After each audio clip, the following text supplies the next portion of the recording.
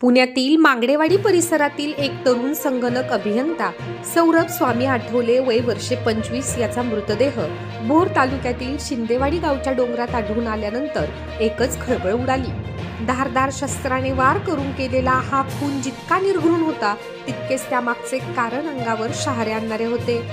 सौरभ हा आपल्या परिसरातील एका अल्पवयीन मुलीला बहीण मानत होता।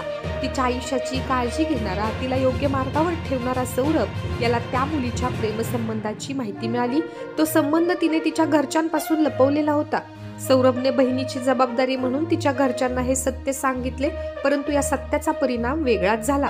घरच्यांनी मुलीला मोठा ओरडा केला, यामुळे तिचा अल्पवयीन प्रियकर संतापाने पेटला। माझं नातं उघड केलं, याची किंमत तुला चुकवावीच लागेल असा सूर त्याच्या मनात घर करून राहिला।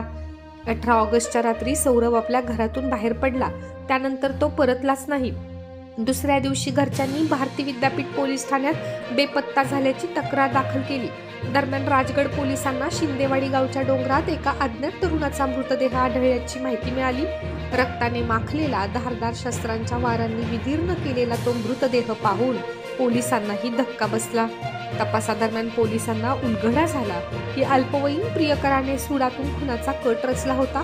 त्याने आपल्या 3 मित्रांना श्रीमंत अनिल गुज्जे वय वर्षे 21 वडगाव मावळ, संगम नामदेव क्षीरसागर वय वर्षे 19 वडगाव मावळ आणि नितीन त्र्यंबक शिंदे वय वर्षे 18 5 कात्रज पुणे मूळ राहणार लातूर यांना सोबत घेतले।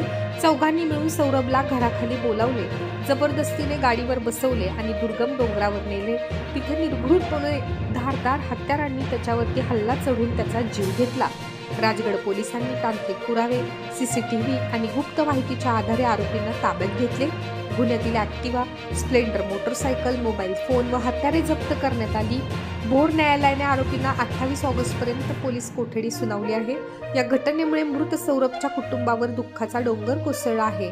बहिणीसारखी मानलेल्या मुलीची जबाबदारी निभवण्याचा प्रयत्न करणाऱ्या तरुणाला अखेर याच कारणामुळे जीव गमवावा लागला।